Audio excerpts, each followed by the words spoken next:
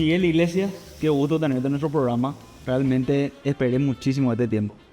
De hecho, lo hablamos un par de veces y me parece que tu historia es súper inspiradora, que es la esencia de este podcast, para contar historias de vida que realmente inspiren a otras personas.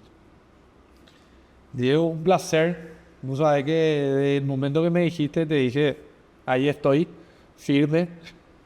Y nada, es un poco contarle a la gente cómo pasó todo esto que pasó conmigo, que realmente para mí es un testimonio de una bendición enorme que yo recibí y que hoy pueda compartirlo con la gente, me encanta. O sea, dispuesto, 100%. Siempre yo arranco la primera pregunta para entender un poco cuál es la chispa o cuáles son los disparadores que te trajeron o las decisiones que vos tomaste a lo largo de tu vida para llegar a donde estás hoy, ¿verdad? Entonces, mi primera pregunta es, ¿a qué vos soñabas cuando eras chico, cuando estabas en tu intimidad?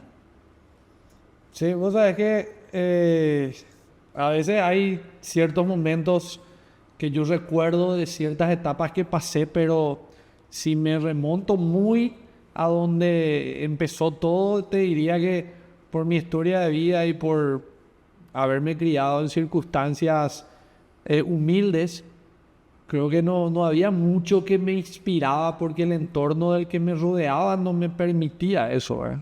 Entonces yo te diría que lo normal de gente humilde, lo primero que pensé en una pelota, en jugar fútbol en algún momento. De hecho, intenté.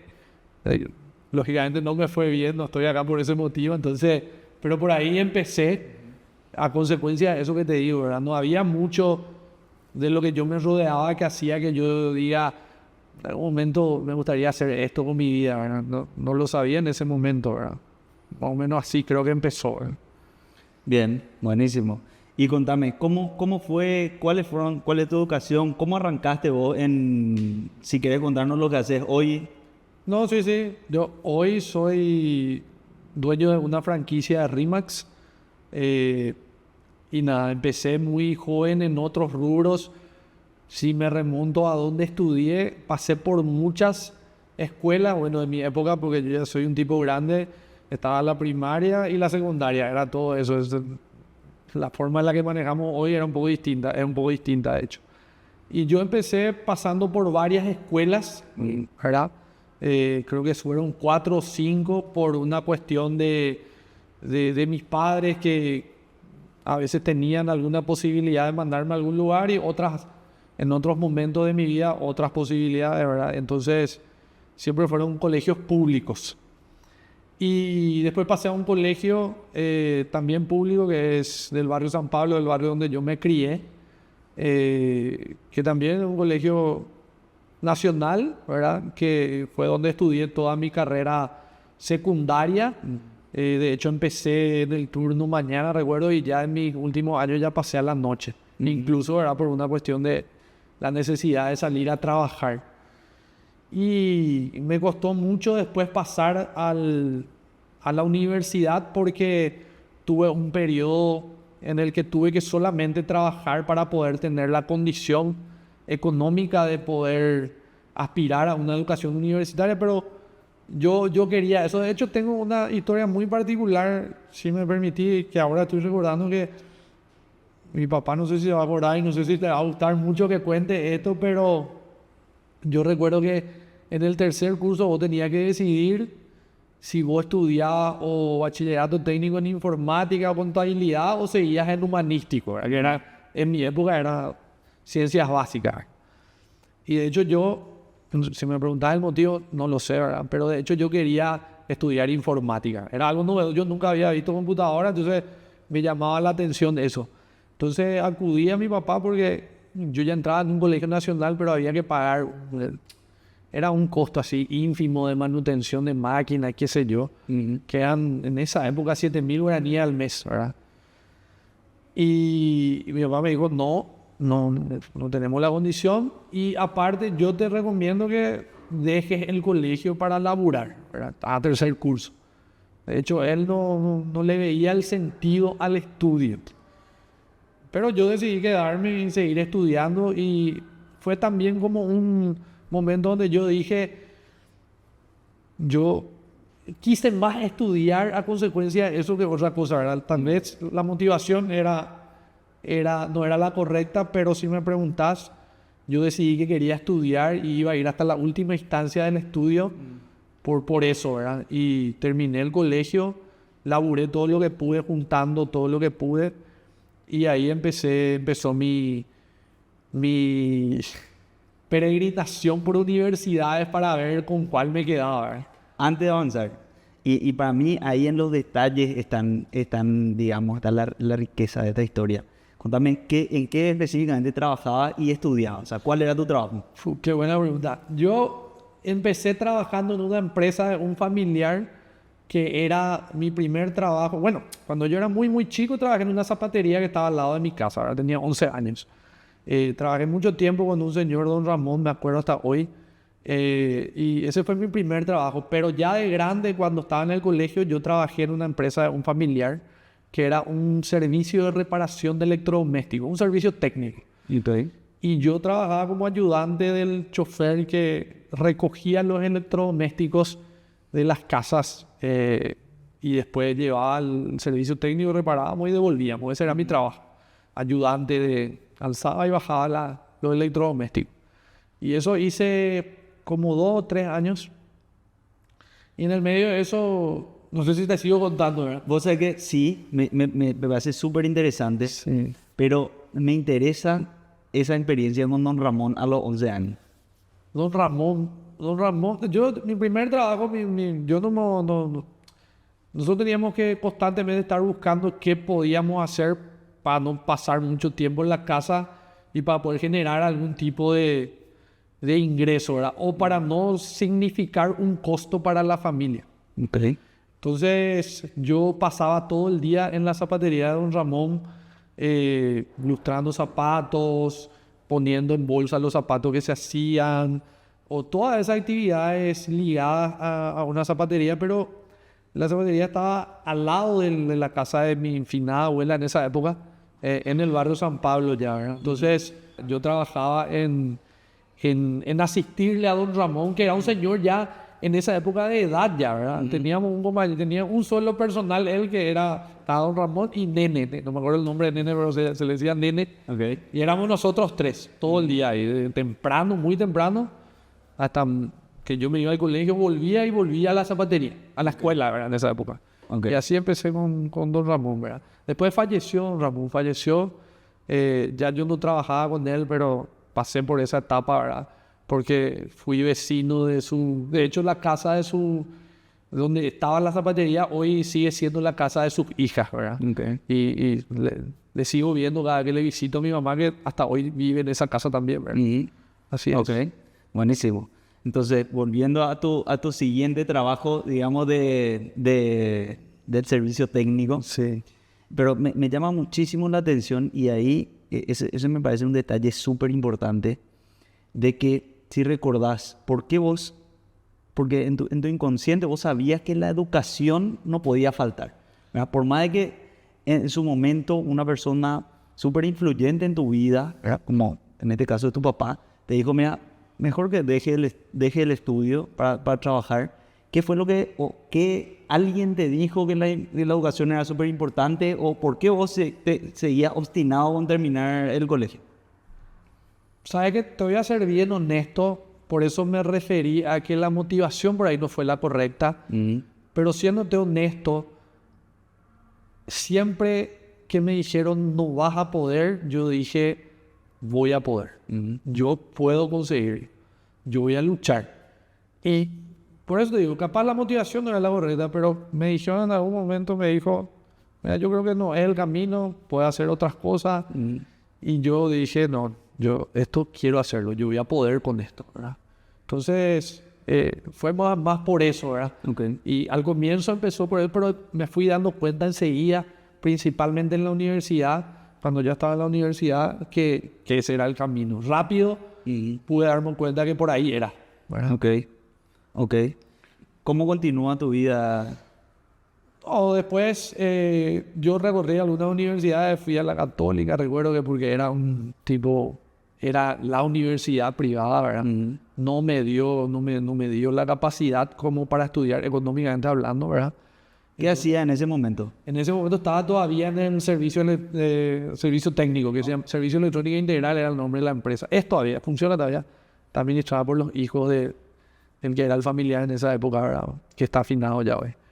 Y yo, no me dieron los números, y esa es una historia muy loca, que yo fui a la Universidad Autónoma, fue mi segunda opción, Autónoma de Asunción. De hecho, ahí me recibí. Hice todas mis carreras, ¿verdad? Porque tengo un masterado en gestión de empresa también. Y yo llegué a esa universidad con un monto que yo podía pagar mensual. Pero yo seguía con la idea de lo informática. Entonces yo te quiero contar esa historia, quiero detenerme en ese momento porque fue la primera cuestión o cosa que me pasó en donde yo vi la mano de Dios en mi vida. Yo llego a esa universidad y me dice el que me recibe, porque había un montón de gente para inscribirse, el que me atiende en la mesa de atención, me dice, ¿por qué vení? Vengo para inscribirme, quiero ver los costos, quiero estudiar ingeniería informática. Hicimos los números tal y tal, no había caso, había un desfasaje entre lo que yo podía pagar y lo que yo tenía o lo que yo quería estudiar, que no había ninguna posibilidad. De hecho, yo me levanto y salgo en la Universidad Autónoma y tengo muy marcada esa imagen, porque en la Universidad Autónoma hay una escalera que es tipo una escalinata para llegar a la parte principal, a la explanada donde está el centro de atención. Yo salgo y ya estoy bajando la escalera de la salida y este muchacho, esta persona, sale hasta ese lugar y me agarra el brazo. Ya me atendió todo, o sea, yo ya salí, yo ya me estaba yendo, pero a él le quedó algo en el medio que vino y me agarra el brazo y me dice, te quiero hacer una consulta. Y yo sorprendido, ¿verdad? Allá afuera ya terminó Me dice, quiero saber por qué querés estudiar ingeniería informática. Y yo le cuento, en mi colegio yo quise estudiar, no pude. Entonces yo ahora quiero hacer, pero te quiero hacer una consulta, me dice de vuelta él. ¿Verdad? Él indagándome, su trabajo era pasarme el precio y listo, ¿verdad? Que ya lo hizo, ya terminó ahí su parte. Él fue más allá y había un montón de gente, Diego. Había un montón de gente para atender. No eran que habían 2 alumnos. Entonces le digo yo, me hace la siguiente pregunta. ¿Cuál es tu situación económica? Me di cuenta porque dijiste que no podías pagar, que no es que la pasás muy bien económicamente. O sea que vos necesitas generar ingresos. Y yo le digo, sí, toda la razón tenés. ¿Sabes que yo te recomiendo que sigas administración de empresa? Me dice. Yo nunca había escuchado eso, ¿verdad? Y le digo, ¿y cómo es eso? Y me explica ahí la escalera. Y de hecho, ¿por qué no pasamos de vuelta? Me dice. Vuelvo yo a entrar y me dice, y escucha bien esto, Diego, y me dice, mira, te cuento, la administración de empresas lo que te va a permitir es generar conocimiento para que vos lo puedas aplicar y materializar en tu vida lo antes posible, y eso ya te va a permitir generar ingresos que probablemente con la carrera que vos pensabas no lo vas a poder hacer a tan corto plazo. Claro. Me encantó eso. Yo, de estar en una situación de aflicción económicamente, me presentaron la oportunidad de salir casi que inmediatamente. Eso me sedujo. Y esto es lo interesante de la situación, aparte de todo lo que ya te conté. Me dice, y administración, el monto es esto. Yo todavía no le había dicho cuánto yo podía pagar. Lo que él me dijo es cuánto era la carrera de informática y le dije que yo eso no podía. Y él me dice, el monto es 349,000. Yo me acuerdo del monto. La cuota era 3 veces a la semana y mensual eran 349,500 guaraníes la cuota. Y la cuota de administración de empresa era 399,500, que era 350 de algo que yo podía pagar. O sea, era la carrera que calzaba. No sé si se entendió. Sí, clarísimo. Lo que salía de la carrera era lo mismo que yo podía pagar. Y esa fue la primera gran casualidad en mi vida, que yo en ese momento, no habiéndole conocido a Dios todavía y no habiéndole entregado mi vida a Cristo, yo dije, qué casualidad. Hoy sé que fue la mano de Dios. Hoy estoy convencido de que realmente fue Dios el que me puso su mano para que yo tome esa decisión. Entonces, fue una de las primeras cosas que me pasó, ¿verdad? Clarísimo. Y vos sabés que pensando, mientras me contaba Miguel, qué importante es dar la milla extra independientemente a cuál sea tu trabajo, ¿verdad? Ya sea vendiendo propiedades o ya sea atendiendo gente que se va a inscribir a una facultad, ¿verdad? Porque imagínate vos la cantidad de personas que reciben las personas que dan en atención al cliente y dejan pasar alumnos, ¿verdad? O sea, el hecho de que una persona dé la milla extra puede cambiar una vida, obviamente siendo utilizada a través de Dios también, Sí mismo. pero uno tiene que tener la predisposición para dar la milla extra, ¿verdad? Que me parece loquísimo, ¿verdad? Sí mismo. Totalmente de acuerdo y concuerdo contigo plenamente. Hoy estoy convencido de que fue Dios que tocó su corazón también y a través del Espíritu Santo esa persona tuvo el discernimiento de ir a hacer eso, ¿verdad? Pero también muchas veces uno recibe eso y no toma la acción, ¿verdad? En este caso esta persona tuvo eso que vos decís, ¿verdad? Estaba haciendo, podía haberse quedado en el molde de su trabajo, pero decidió dar ese paso adicional y realmente hoy, ya no me acuerdo ni el nombre, pero le estoy inmensamente agradecido, ¿no? Inmensamente. Como a un montón de gente que pasó por mi vida que yo estoy seguro que Dios le puso en mi camino. Hoy lo sé. Definitivamente. Conectando los puntos para atrás, hoy sé que fue así. Vos sabés que después de varios eventos que tuve en mi vida, yo me quedé con un dicho de que Dios tiene el diario del lunes. Por más de que nosotros, y recorriendo una parte de la historia en la que vos me contaste, muchas veces en momentos difíciles nosotros no sabemos el por qué nosotros estamos transitando esos momentos difíciles que son los que te forjan, ¿verdad? Son los que digamos, te desarrollan el carácter. ¿Y cómo sigue tu historia, Miguel, después de esta charla? Y ahí, bueno, ahí yo empiezo la universidad, ¿verdad? Y al segundo año de la universidad, yo estaba ya trabajando. Me pasó esto, que tiene que ver mucho con lo que decís de la milla extra. Yo trabajaba para un servicio de reparación de electrodomésticos que también reparaba electrodomésticos en garantía de las casas de electrodomésticos que llevaban lo que... Entonces yo iba constantemente a las casas de electrodomésticos. Tal así que en una oportunidad me preguntan de una casa de electrodomésticos si yo quería ir a trabajar en esa casa de electrodomésticos. Y lo que me ofrecían de salario era como 3 veces más de lo que yo ganaba en el servicio de electrodomésticos, en el servicio de reparación de electrodomésticos. Entonces yo fui y conversé esto con mi jefe en esa época y me dijo, sí, o sea, te puedes ir, pero lo que no va a pasar es que vos no funciones ahí y después vuelvas acá. Yo ya no te voy a recibir. Y digo la milla extra porque alguien vio que yo hacía ese trabajo en ese lugar de vez en cuando, pero habrá visto algo que le gustó de mí en principio. Porque yo llegué ahí, trabajé en el departamento técnico también, de que recepción del electrodoméstico y tal. Y yo fui a esa casa de electrodoméstico y estuve exactamente, Diego, 18 días. 18 días quedaba frente a la Plaza Uruguaya, queda todavía, frente a la Plaza Uruguaya el local. Y en el día 18 que se cumplió, era fin de mes, pero proporcional fue los días que yo trabajé, me llaman y me dicen, no era lo que esperábamos y no te vamos a considerar.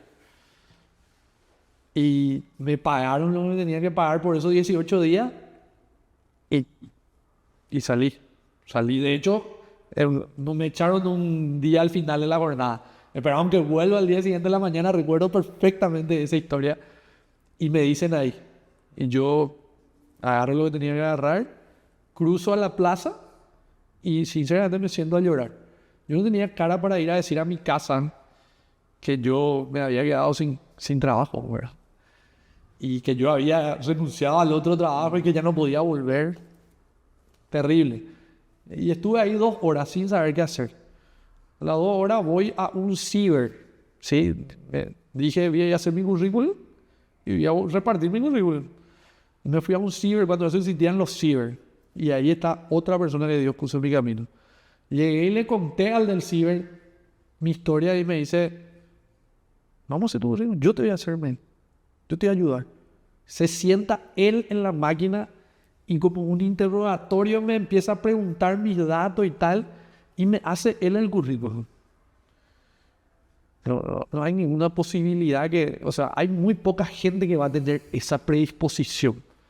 Yo estoy seguro que vino por ahí. Ahí me da unos cuantos currículos, de imprimo y llego a las principales casas electrodomésticos donde yo hacía el servicio por el cual me habían llamado a esa casa electrodoméstica. De hecho, llego a una que se llama Lemirson y me dice la señora, mira que yo tengo un puesto, me dice, para vendedor. Y yo le dije, señora, yo para vendedor no voy a funcionar, le agradezco mucho, pero no, yo necesito de servicio técnico o salir a hacer reparto. Era lo que yo sabía hacer y ella necesitaba un vendedor de salón. Yo le tenía un terror a la venta porque yo asociaba la venta con la comisión. Si vos no vendés, no ganás. Entonces yo, terror a la venta. Y yo le dije no. Recorrí todo el día, no encontré nada. Recorrí al siguiente día, no encontré nada. Y después fui y le dije, señora, yo, vendedor, lo que quiero ser. Era vendedor. Tuve que agarrar, ¿verdad? Tuve que agarrar. Y entonces voy a trabajar de vendedor en Lemerson. Le conozco a una persona en el salón que también trabajaba de vendedor, Rodrigo Barrios. Hoy sigue siendo vendedor de electrodoméstico, pero ya en otra empresa, en González Jiménez. De hecho, cada vez que paso por ahí, paso y le doy un abrazo. Hace poco pasé, le di un abrazo.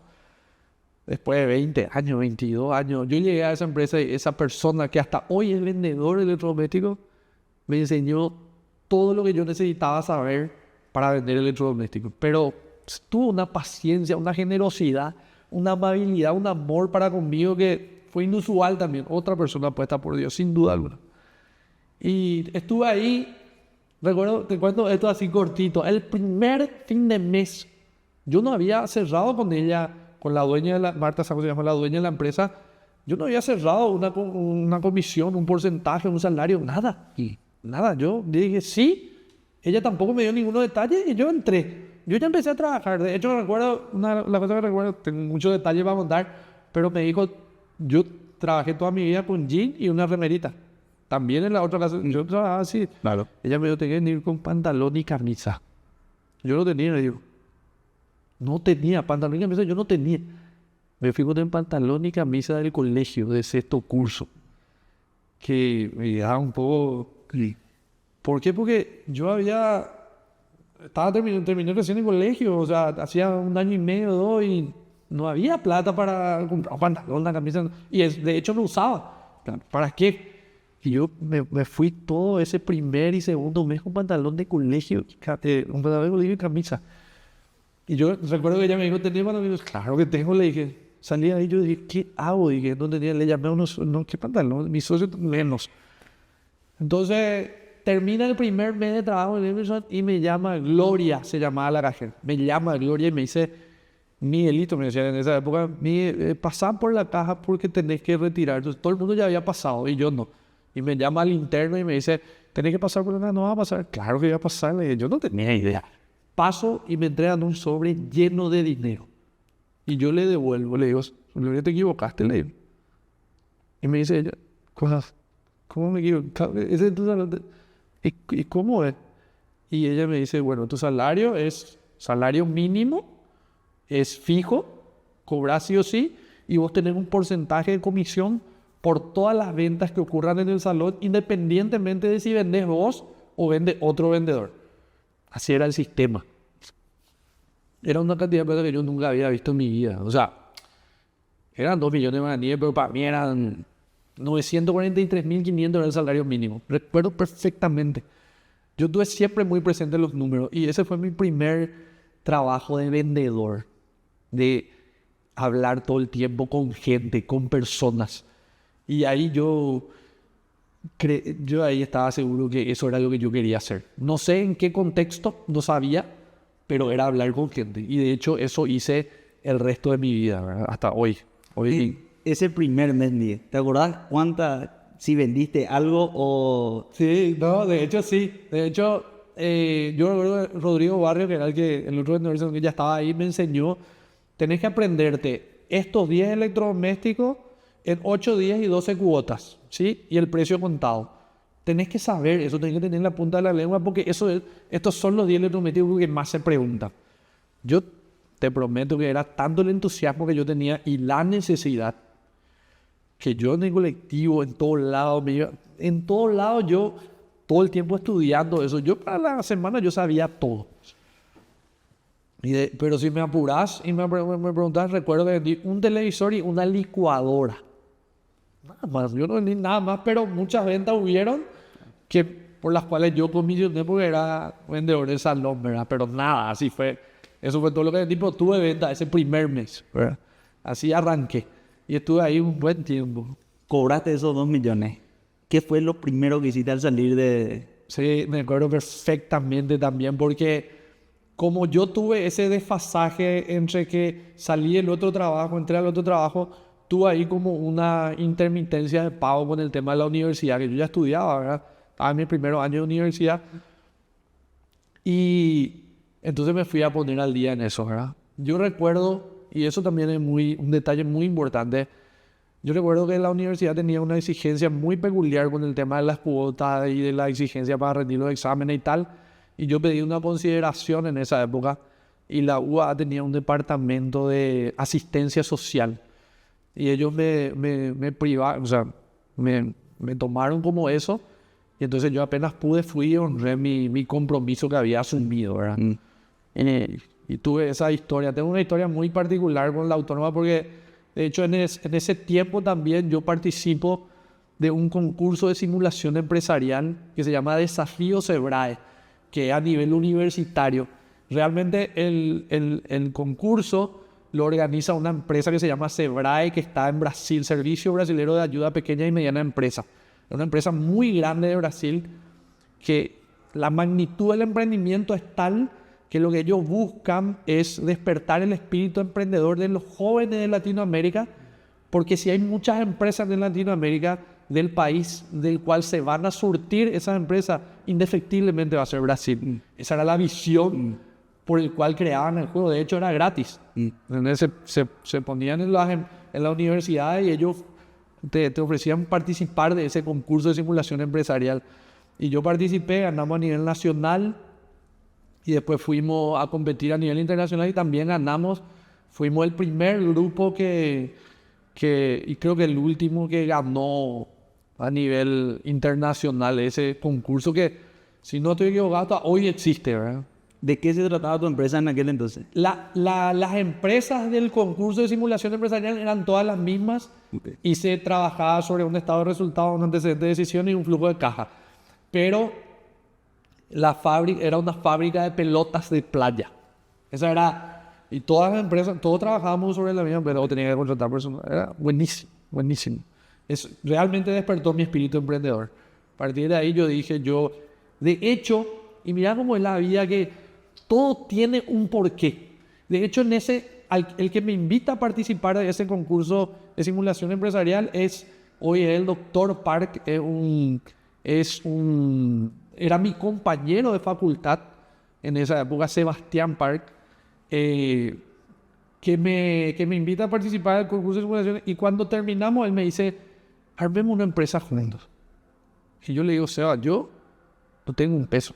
Seguía trabajando en la empresa. Seguía trabajando en la empresa de electrodomésticos, pero estaba a punto de pasar a otra empresa de otro compañero de facultad también. Lo que vos dijiste, alguien va a ver tu esfuerzo. Alguien va a ver tu sacrificio. Dar la milla extra siempre paga. Alguien va a notar. Vos tenés que dar tu 100. No importa si acá no estás obteniendo la recompensa que buscas. Alguien va a ver ese trabajo, ese sacrificio. Eso me pasó siempre en mi vida. Siempre alguien notó. Y en esa época yo recuerdo que de hecho trabajé con los dos. Primero pasé del Emerson a una casa de accesorios de auto de repuestos que vendía para seguro y tal. Trabajé con él un buen tiempo y en ese tiempo también pasa que Seba siempre me invitaba. El otro fue Dani Valdés.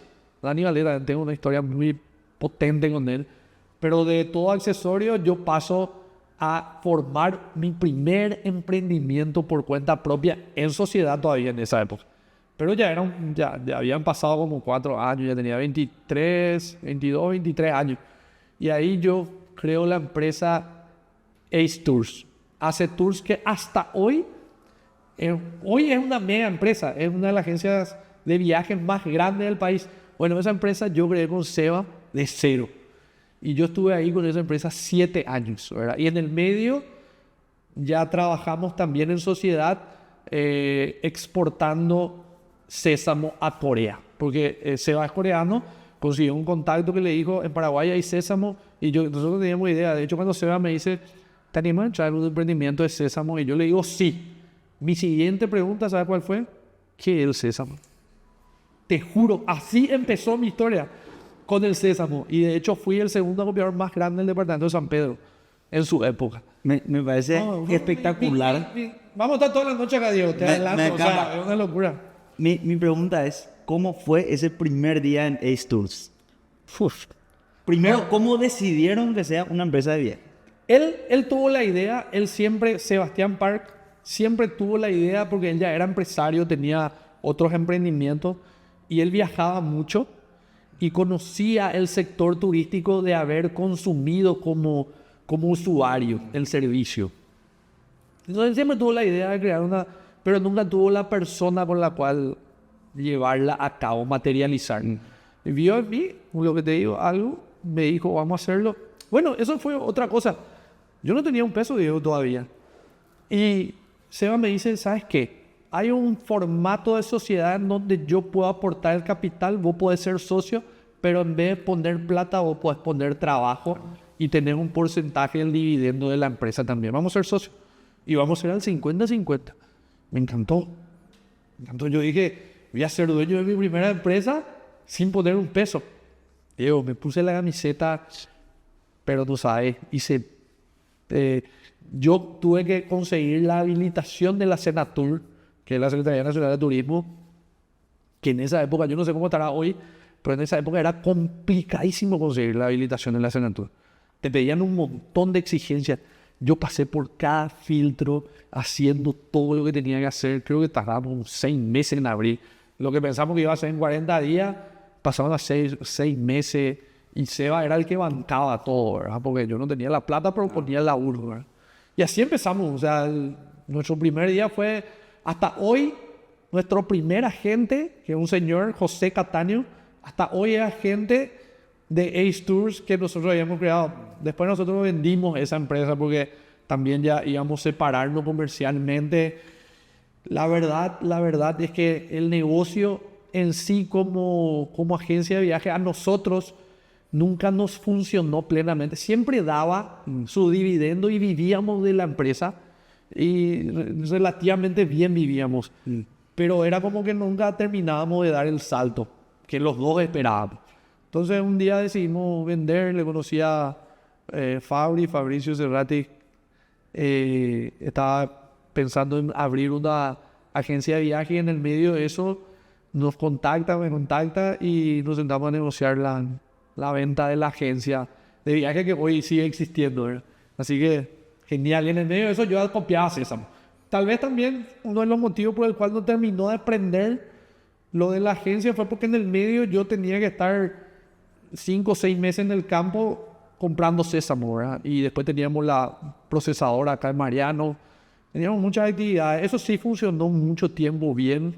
Y también después cayó el consumidor, que era la empresa que nos compraba en Corea, y nos quedamos sin clientes. Seba se abre el negocio y me quedo yo como corredor de acopio de otras empresas acá nacionales que exportaban, ¿verdad? Pero yo ya me quedé como acopiador solamente, ¿verdad?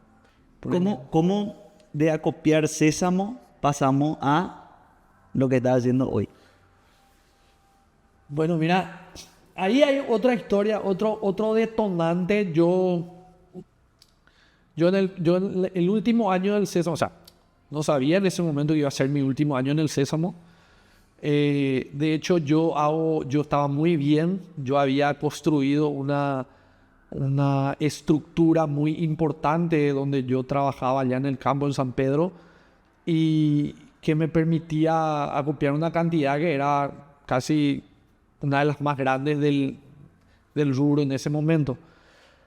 Entonces yo decido hacer una apuesta muy grande para la siguiente cosecha, primero la siembra, después la cosecha, y decido invertir una cantidad, prácticamente todo lo que yo tenía, ¿sí? Porque yo conocía muy bien el negocio y realmente en esa época me sentía muy seguro de ese negocio. Invierto todo. Yo tengo una filosofía que casi hasta hoy la uso, que no es la mejor, pero es la mía.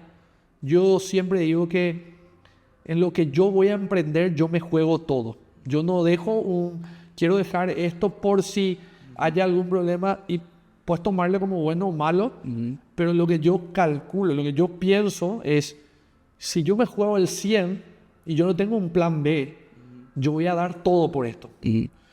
Cuando yo dejo algo en resguardo, mi análisis siempre es, pero si sale mal, tengo esto. Y no me permite dar el 100. Pero ese soy yo, ¿verdad? Eso lo hago yo de esa manera. De hecho, en esa época era mucho más joven y lo hice, me jugué la vida. La vida, digo, económicamente. Salió todo mal, digo.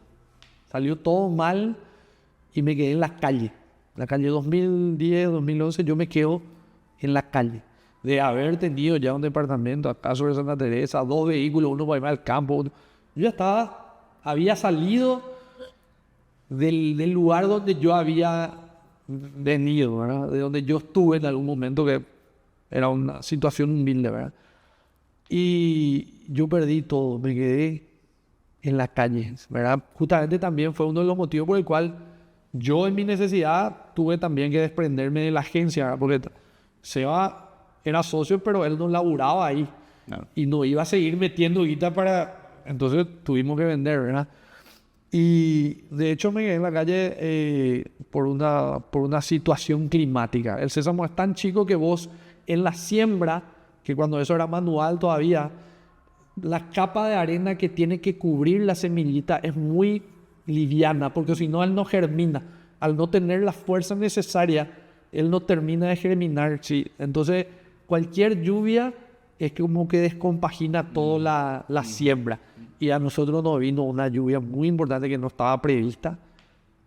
Nos fundió toda nuestra planificación de siembra y tenía que decidir si hacía una resiembra porque había tiempo o me retiraba ahí y perdía lo que ya perdí. Yo decidí resembrar y volvió a yo.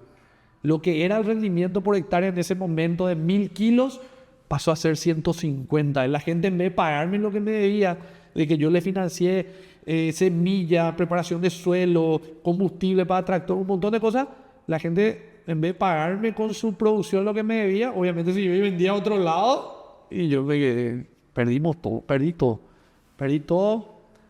Hoy entiendo que Dios me puso en ese lugar porque me pasó algo, Diego, y tengo que ser honesto contigo, que yo había estado en una situación tan precaria tanto tiempo en mi vida, pasé tan mal económicamente cuando yo era joven, que cuando yo tuve ese buen pasar en esa época de mi vida, yo fui soberbio. Yo, en una situación hasta inconsciente, Diego, de no hacerlo adrede. ¿Sí? Yo no es que yo decía, yo voy a hacer esto, pero a mí me pasaba lo siguiente. Yo quería que vos, que me conociste en esa época que yo no tenía nada, vos sepáis que yo ya no estaba en esa situación. Y yo te decía cosas y hacía cosas para que vos te des cuenta que yo ya no era. Y eso me consumió. Y Dios me quitó de ese lugar, me quitó todo y tuve que empezar de cero. De menos cero, porque me quedé con un montón de deuda, me costó mucho pagar todo. Y me costó muchísimo volver a empezar. Un montón. Fue una cosa... Esa fue una de las experiencias más dolorosas, pero de mayor aprendizaje en mi vida, ¿sí? Y hoy vivo la vida con otra soltura, ¿verdad? Dios me puso de vuelta en un lugar realmente de bendición, de privilegio, pero hoy soy muy consciente que todo lo que yo hoy cosecho proviene de Dios, que es provisión de Él, y que yo soy un simple administrador de sus cosas. Nosotros le llamamos eso en la iglesia mayordomía. Yo soy un mayordomo de las cosas de Dios. Y hoy vivo suelto de equipaje, con lo que puedo, con lo que tengo. Gracias a Dios vivo esta circunstancia hoy de estar en una posición realmente estable, pero consciente de que si es la voluntad de Dios, en cualquier momento todo se puede volver a... Todo puede volver a cambiar. Y vivo así, ¿verdad? Definitivamente. Y me parece súper interesante y quiero profundizar en esa temporada, digamos, donde todo lo que construiste, ¿verdad?, se cae. Entonces, ¿cuál es el día después? O sea, definitivamente ya tenía departamentos, autos, todo lo que en aquel entonces vos considerabas como éxito. Totalmente. ¿Verdad? Que de repente la vida, Dios te da un shock de realidad. Y bueno, ¿cómo atravesaste esa temporada?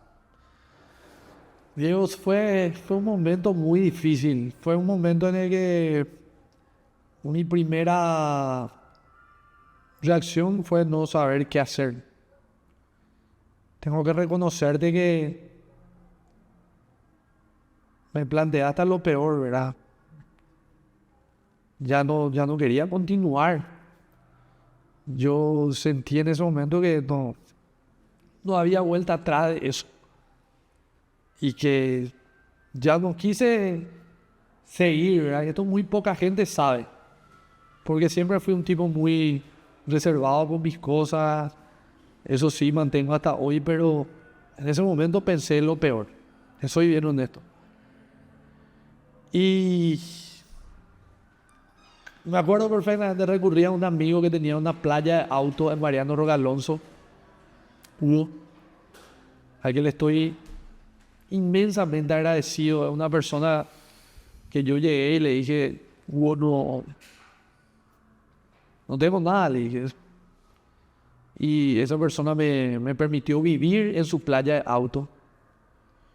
De hecho, yo trabajaba vendiendo autos y le ayudaba con la administración, ¿verdad? Porque yo en esa época ya me había recibido, ya tenía el conocimiento técnico, ¿verdad? Y él me permitió laburar con él, pero no había un trabajo técnico para el que yo estaba capacitado. Ahí yo vendía autos, esa era la realidad. Y me permitió dormir ahí en ese lugar. Pero yo, estando ahí, recuerdo perfectamente hoy que yo no tenía ninguna esperanza de volver a lo que yo había construido. Yo ganaba 500,000 guaraní, creo, en esa época por cada auto que vendía, o algo así. Después reajustamos y creo que ganaba 1% de todos los negocios que ocurrían. Realmente hubo también bendiciones en mi vida porque finalmente ahí otra vez pude encontrar el rumbo, pero mucho después, ¿verdad? O sea, estuve un buen tiempo pasando esa situación, ¿verdad? Vos sabés que me quedé pensando, porque al empezar la charla me dijiste que nunca te imaginaste que ibas a vender cosas. De hecho, rechazaste tu primer trabajo, o bueno, uno de los primeros trabajos formales, ¿verdad? Por el preconcepto que vos generaste de que no sabías vender. ¿Verdad? Pero si vos hoy miras para atrás, te das cuenta que cada trabajo en el que tuviste perfeccionó tu habilidad de vender, ¿verdad? Porque si vamos a electrodomésticos, viajes, Sésamo, ¿verdad? Y ahora autos, o sea, la venta estuvo en prácticamente toda la etapa de tu vida, ¿verdad? En toda la etapa, pero yo tengo un concepto muy particular sobre las ventas hoy, y eso me dio RE/MAX. Sí, RE/MAX, como una empresa multinacional. A mí me encanta RE/MAX. Yo, de hecho, cuando decidí entrar a RE/MAX, entré porque dije, esta gente hace 50 años perfeccionó este modelo de negocio que hoy me quiere entregar en bandeja por un costo. Pero el concepto es que si bien es cierto la venta, y vos lo estás diciendo, porque yo trabajé en varios rubros, siempre vendiendo, pero realmente al final la venta es una consecuencia nomás de relacionarte con las personas. Porque el hecho de que yo te venda algo es una transacción, pero realmente el resultado de una conversación, de haber generado una relación. Entonces yo termino entendiendo hoy que en realidad el concepto de lo que ocurre cuando ocurre una venta, el principio es el generar una relación. Y a través de esa relación una conexión que trae como consecuencia, como resultado, una venta. Claro. Y ahí ya no importa qué producto es. Por eso yo digo, de hecho tenemos para el reclutamiento en mi oficina, el primer ítem es de filtro es: ¿trabajaste en algún momento vendiendo algo? No importa qué. No es trabajaste en el rubro inmobiliario. ¿Vendiste algo alguna vez en tu vida? Porque a mí, ¿qué me dice eso? Que esa persona estuvo en contacto con gente, que ya sabe hablar con personas. ¿Sí? Después podemos pulir, perfeccionar un montón de cosas, pero lo que vos decís es muy cierto. O sea, de hecho yo trabajé siempre vendiendo algo, pero principalmente conectando con gente, con personas. Y ahí lo que pudo haber pasado y lo que me trajo hoy acá es que, a consecuencia de que conecté con tantas personas, me fui nutriendo de todo eso también. Y todas esas conversaciones me llevaron hoy a poder tener ese tipo de diálogo que hoy resultan que los asesores que trabajan en mi empresa puedan transmitir de la misma manera que yo lo hago, con el mismo entusiasmo, todo lo que yo fui absorbiendo, como bien decís vos, durante todo este tiempo en mi vida, ¿verdad? Eso es lo que realmente pasó y tenés muchísima razón, ¿verdad? Nunca lo vi, te soy honesto, de esa manera. Me lo estás mostrando ahora. Mira que tengo 42 años. Nunca hice esto tampoco, ¿verdad? Convengamos, pero sí hablo con mucha gente y nunca lo vi de esa manera, así que... Y me interesa saber un poco en qué momento vos hiciste ese clic, digamos, y le diste mucho más foco a lo espiritual, ¿verdad? Y Diego, hoy yo entiendo que yo paso mucho tiempo, o sea, invierto mucho de mi tiempo al reino. De hecho, asisto a una célula, ahora estoy por abrir mi célula, voy a la escuela, al centro de estudios bíblicos. Aprendí muchísimo en todo este tiempo, ahora me estoy por recibir en la escuela de líderes, de hecho ya prácticamente me recibí, ¿verdad?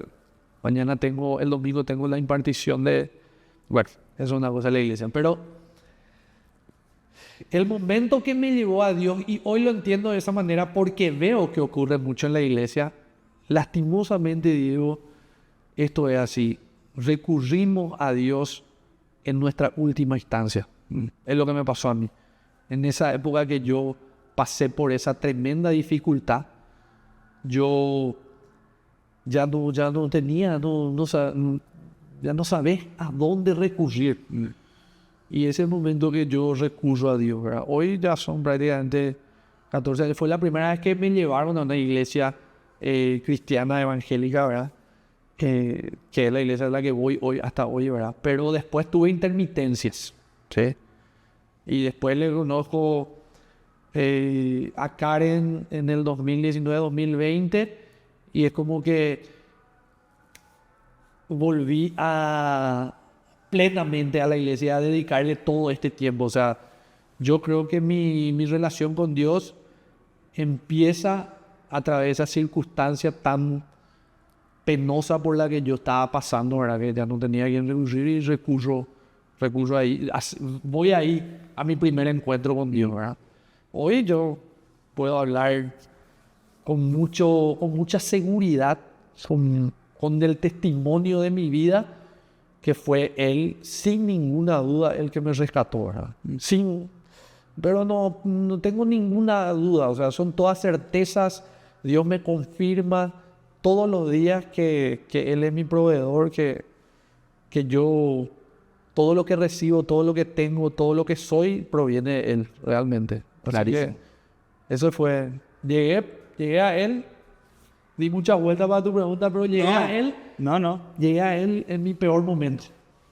Okay. Cuando ya no sabía a qué recurrir. Clarísimo. Así es. En una temporada, muchas veces esas temporadas que nosotros no entendemos, ¿verdad? ¿Por qué nos pasan? Nos están forjando, nos están preparando para dar el siguiente paso. Yo estoy convencido de que, por más que suene esto muy loco, a veces la situación por la que vos atravesás es una situación que Dios permite que atravieses porque te está buscando. Porque de hecho Dios nos está esperando a todos.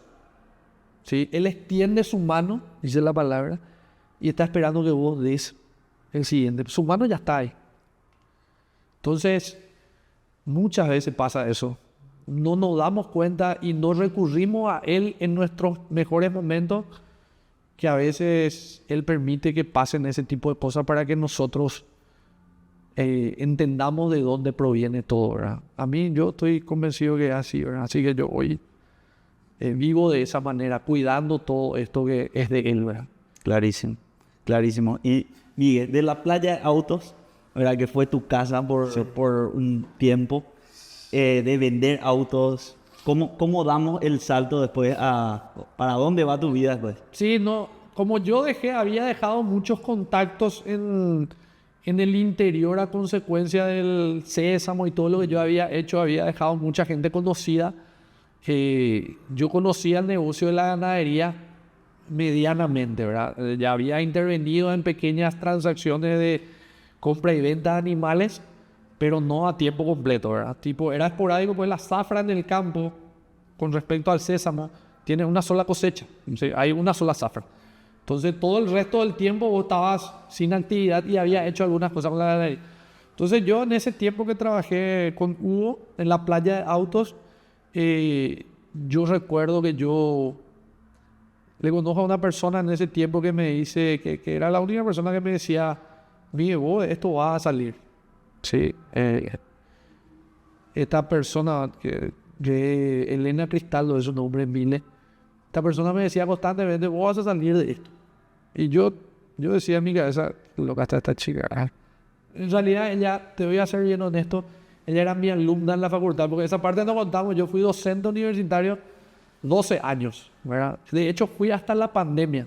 La pandemia me retiró porque yo, de hecho, ya no necesitaba enseñar, o nunca capaz necesité, pero lo hacía como un servicio a la universidad que me había dado tanto, ¿verdad? Y esta persona era mi alumna y yo lo único que prácticamente conservé de la época, porque ahí sí necesité irme a enseñar porque era por lo menos una platita que generaba. En realidad, los docentes yo les admiro mucho porque la plata que generan a través de ese trabajo realmente es poco, ¿verdad? Pero en esa época, esta chica que era mi alumna me decía, vos sos un genio, porque ella me escuchaba enseñar. Ella era mi alumna, yo tenía 27 años, ella tenía 18. Entonces, era como que ella me veía a mí como el profesor. Y yo decía a mi cabeza, esta chica no sabe de qué habla, yo de esta no salgo más. Que era la época que te dije que pasé muy mal. Y un día, de tanto que me decía, o que me decía esta persona, un día dije, ¿por qué no? ¿Por qué no vuelvo a empezar? Y ahí empecé a hacer cosas exageradamente locas. Que nadie sabe, nadie ni... Creo que va a haber una sola persona que es el que limpiaba los autos en la playa donde yo trabajaba, que magnifica las cosas por las que yo pasé. Carpi. Yo empecé otra vez, dije, yo voy a empezar, voy a juntar. Y yo tengo un concepto del hecho de tener plata que viene del principio, que uno realmente no termina teniendo plata por lo que gana, sino por lo que gasta. No es por lo que ganas, es lo que gastas. Para mí ese es un concepto muy básico, 100%. Pero que funciona. Sí. Y en ese escenario que yo estaba, y a lo que me refiero con cosas loquísimas, yo hasta llegué al colmo de cocinarme ollas de arroz y era toda mi comida. O sea, todo lo que yo comía todo el día era arroz. Yo hacía una olla grande de arroz y guardaba en la heladera de la playa. Y yo tenía hambre y comía arroz. Pero todo el tiempo. O sea, mi costo de mantenerme con comida era 5.000 una bolsa de arroz que me duraba 18 días. Digo. ¿No te parece que eso es una locura? Como bien decías, y lo hablábamos, los problemas de dinero no se solucionan solamente con más dinero. Y ese concepto que nos diste me parece súper interesante. O sea, el tomar conciencia, ¿verdad? De decir, no, espera, yo voy a ahorrar.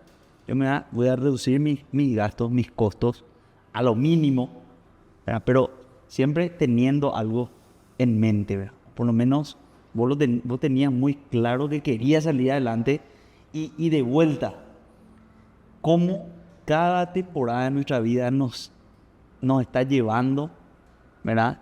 A un lugar que nosotros no conocemos y que en el proceso de esa temporada nosotros no entendemos por qué nos pasa lo que nos está pasando. O sea, esas situaciones difíciles que hablábamos ya en varias situaciones. Entonces, ¿cómo continúa después? Totalmente, no. Resaltando nomás lo que decís, digo, porque yo creo que es un punto súper importante. Nosotros hoy, por lo menos hoy, vivimos en tiempos donde el nivel de exposición te hacen querer aparentar más de lo que podés. Ese es un problema. Hablando del concepto del dinero, ¿verdad? Y de cómo el gasto hace que, aunque vos tengas ingresos súper significativos, si tus gastos son mayores, plata nunca vas a tener. Y realmente hoy vivimos en una sociedad que constantemente nos está mostrando cosas que por ahí no son tanto como se muestran, ¿verdad? Las redes sociales principalmente hoy muestran todo lo lindo. Sí, hoy vos te mostrás en redes sociales con tu mejor ropa, con tu mejor outfit, con tu mejor pay. Y yo no sé si esa es una vida sostenible para el día a día, 24 horas. ¿Sí? Pero el hecho del consumismo te lleva hoy a querer estar en esa situación y a hacer cosas desde el gasto que por ahí no están bien, ¿ya? Porque solamente por querer pertenecer o parecer, muchas veces mucha gente comete locura que yo digo, vamos, o sea, no hay necesidad. Y yo he cometido esos errores muchísimas veces, pero hoy, con esta edad, con este tiempo que transcurrí y por todo lo que aprendí y vi, yo vivo una vida tranquila. O sea, no tengo ninguna necesidad ni aspiración de querer usar, ponerme, comprar algo que no puedo. No puedo y no puedo. No pasa nada. O sea, yo no vivo comparándome con nadie más. Tengo objetivos, claro que los tengo, como cualquier persona. Pero llevo muy presente una situación, Diego. Yo, de un tiempo a esta parte, aprendí a vivir mi realidad. Yo quiero vivir mi realidad. Y esa conciencia de saber dónde estoy parado me permite dar pasos más firmes que los que daba antes. ¿Sí? Por más que a veces son más lentos, son más firmes. Porque yo soy consciente de dónde estoy. Y nunca pretendo más del lugar donde yo me encuentro. Sí, te vuelvo a repetir, mis objetivos siempre son muy importantes. Yo me pongo metas muy altas, pero siempre consciente de dónde estoy y cómo llegar a eso.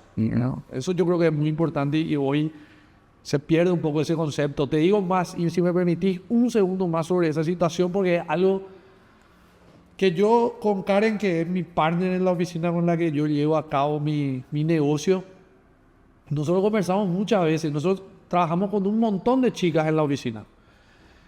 ¿Y qué pasa hoy con las chicas de nuestra sociedad? Todo ese nivel de exposición que te dan las redes sociales le dan a un montón de chicas la imagen de que vos con 23, 24, 25 años podés andar en un 0 kilómetro, podés andar viajando por las mejores playas del mundo, por las ciudades más exóticas. Y esa situación en muchísimas ocasiones hace que esas chicas que no están pudiendo vivir esa realidad terminen accediendo a cosas que en realidad son una falacia, son una situación que le va a permitir acceder a esos momentos, pero por un determinado periodo de tiempo muy corto y que le va a llevar a angustia y aflicciones que ellos no conocen en ese momento, pero que por ver que otra está en esa situación, quiere tener lo mismo, lo que te decía en las redes sociales. Entonces nosotros en la oficina trabajamos hoy con gente, con muchas chicas, donde le decimos, hay un trabajo digno, donde vos podés laburar, donde podés hacer cosas buenas, podés hacer cosas por gente que encima te van a permitir ganar dinero, ¿sí? Pero dentro de un marco, hasta si me apura, moral, ¿verdad? A donde muchas veces se muestran cosas, pero no se dice de dónde vienen. Todos lo sabemos, Claro. pero nadie las responde. Es como que encerramos eso. Tipo, miramos, no decimos nada. Vivimos tipo abstractos de eso. No queremos tocar ese tema. Queremos mirar, queremos ver, pero no queremos contar la realidad. Y eso está mal, porque estamos dando, también nosotros somos partícipes de esa situación. Nosotros somos cómplices de que haya gente que también busque eso que ve, que consume. ¿Verdad? Eso quería decirte porque es algo que me aflige, ¿verdad? Clarísimo, clarísimo, me parece es un punto súper importante.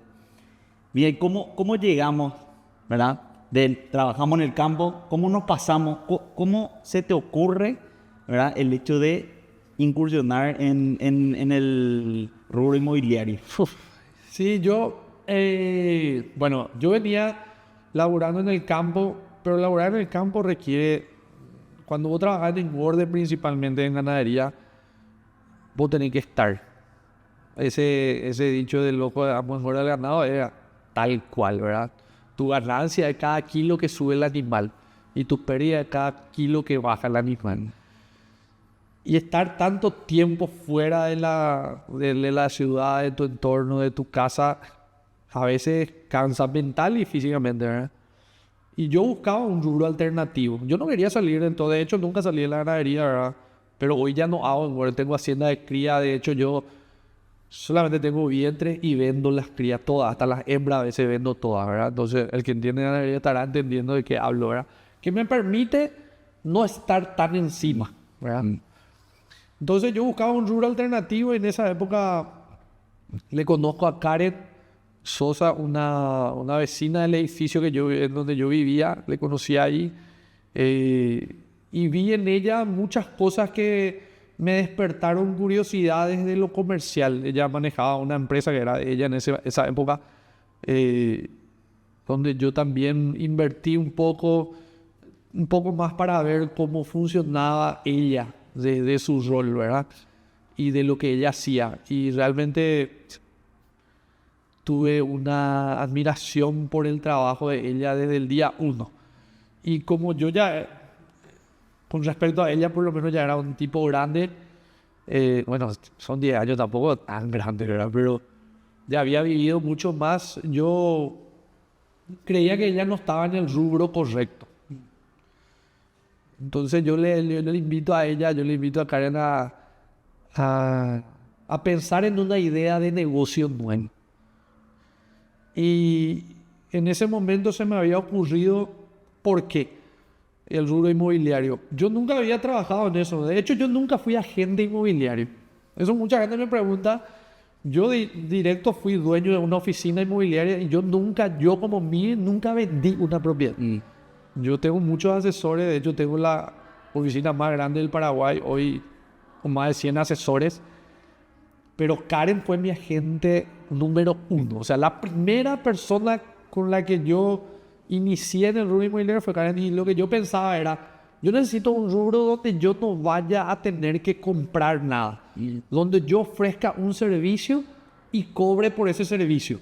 Yo no necesitaba trabajar en una empresa de servicio, pero yo no quería comprar nada. Yo podía trabajar, pero yo no quería estoquearme con nada.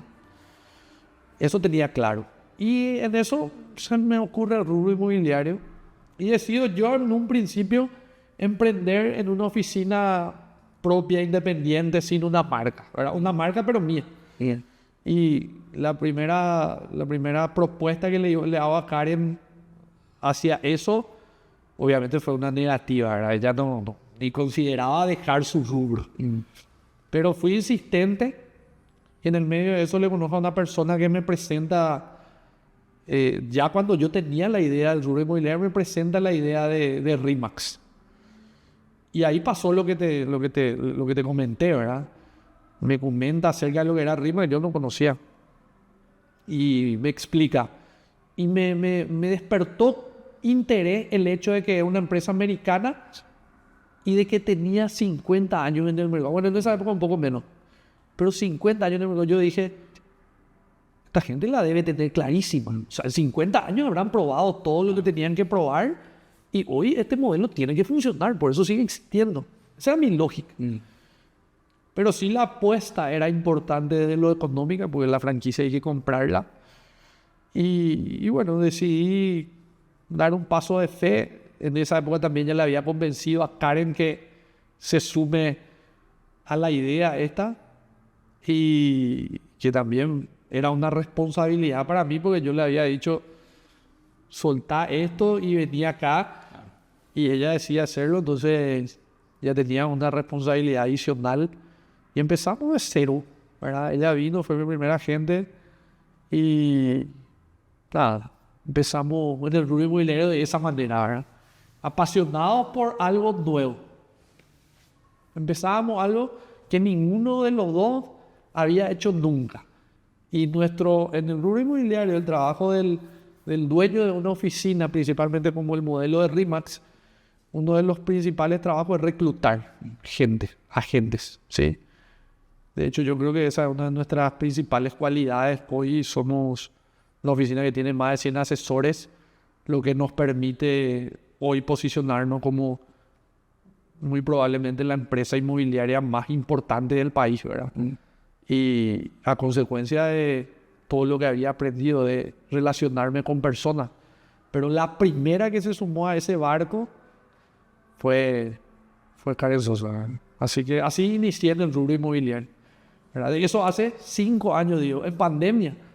O sea, de hecho, cuando negocié la franquicia, se empezaba a hablar el tema de la pandemia y cuando ya tenía todo firmado, todo hecho, viene o sea, En marzo, recuerdo perfectamente, en marzo de 2020 fue, digamos, cuando se cerró todo. Ahí vos ya tenías firmado tu acuerdo. Sí, yo ya había acordado, sí, Sí, totalmente. ¿Cómo es? Viene la pandemia y cómo... No inicié la actividad.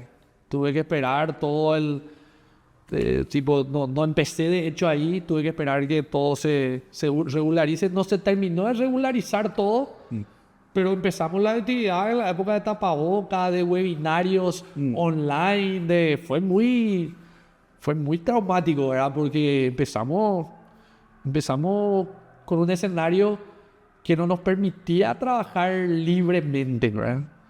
Pero como éramos nuevos en eso y teníamos mucha pasión, tenemos de hecho muchísima pasión hasta hoy. Creo que sin duda alguna estoy en el mejor rubro que puedo estar. Estoy seguro que Dios me puso en este lugar, ¿verdad? Hoy es un éxito, pero en esa época empezamos sin nada, ¿verdad? Y mucha gente se acerca a preguntarme, colega, hoy, ¿cómo pasó lo que pasó con nosotros, verdad? Porque de hecho hicimos números históricos de RE/MAX que nunca se habían alcanzado en la historia de los 13, 14 años que tiene RE/MAX en Paraguay. Y yo creo que uno de los principales motivos que siempre le pusimos a Dios en primer lugar y teníamos una filosofía yo tenía una filosofía, yo decía, yo sinceramente creo que este rubro te da la posibilidad de tener éxito muy a corto plazo, éxito digo de lo material, pero está muy asociado a la experiencia. Y esa experiencia está asociada a la cantidad de veces que vos hagas las cosas, lo que tengas que hacer. Como en cualquier rubro.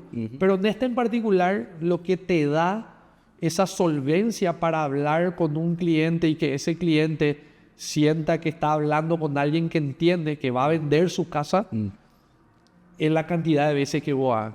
Eso te da solvencia, la experiencia.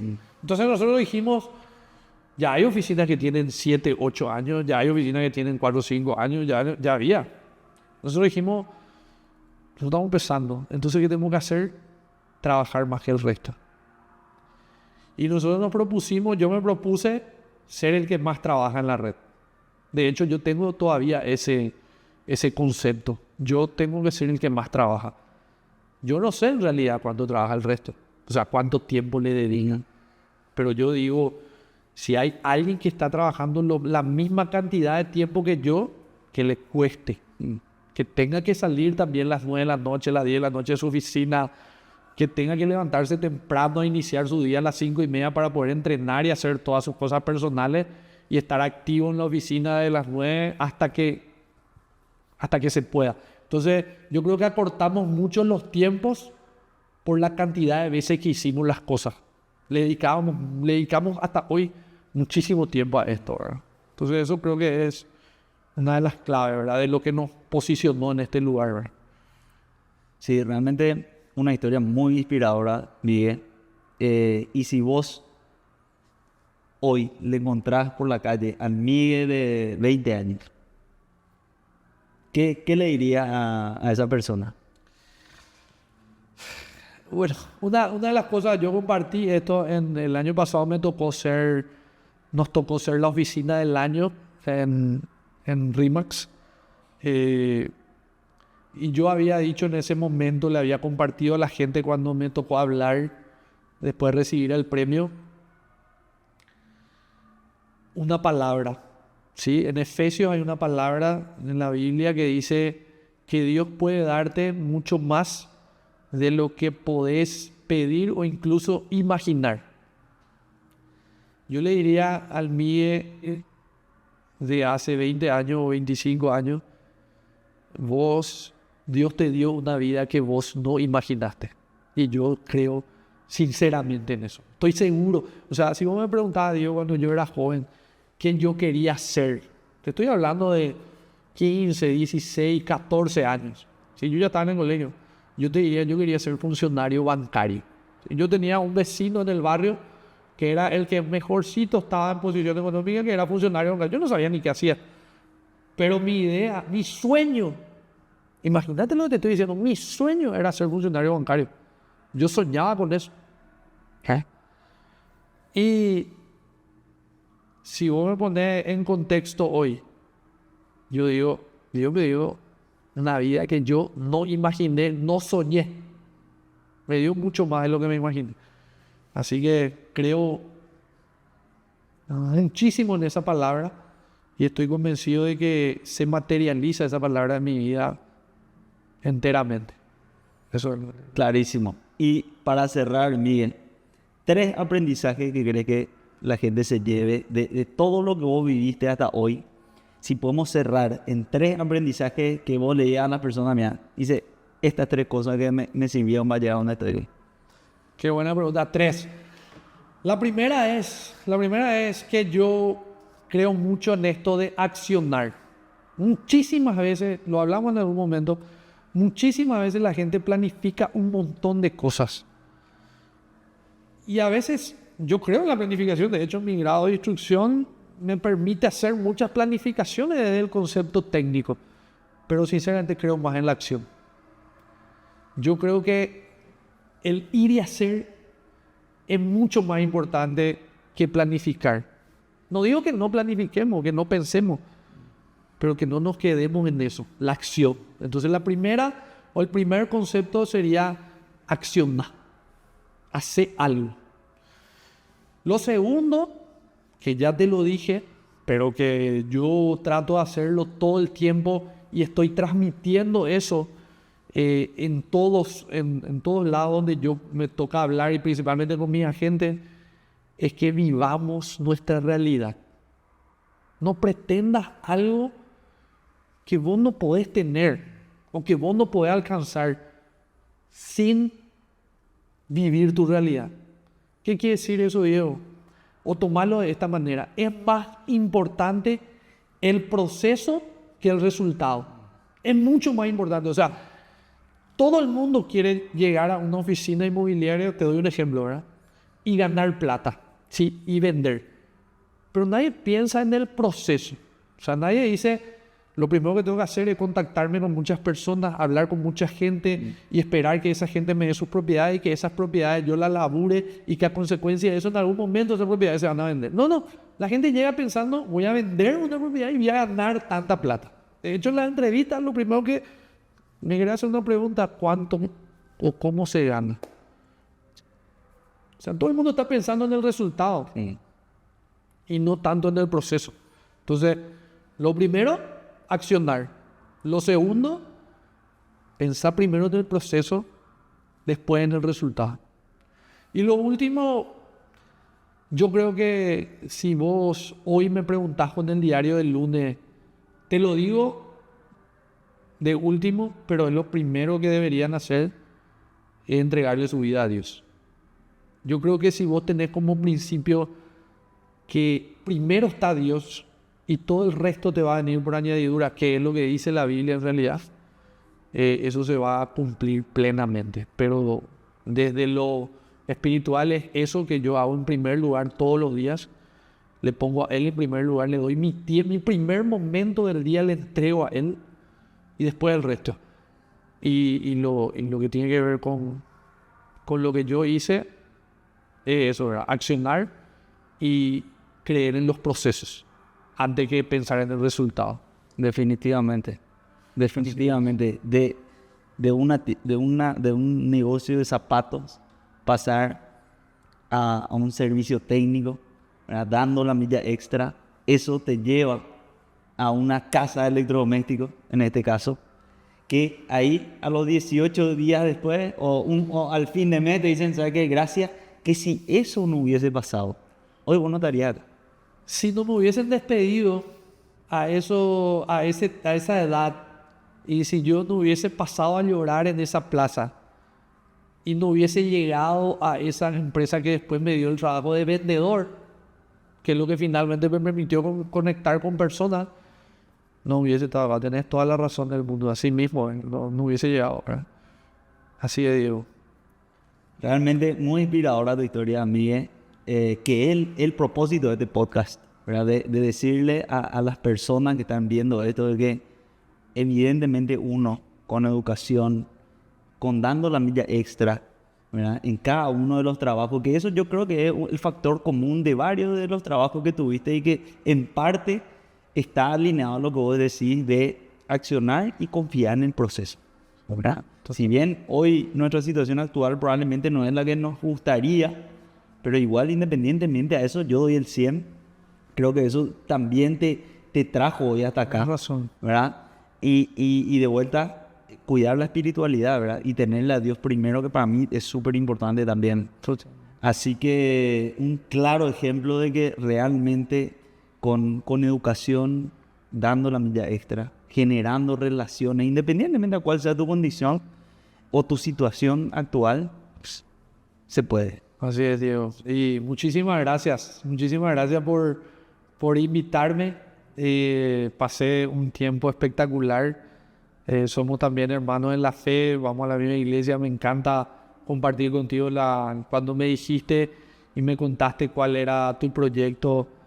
Te dije que sí de una. Y vos sabés que yo no me prendo mucho a este tipo de actividades, pero te admiro mucho tu valentía para inmiscuirte también en estas cuestiones hoy.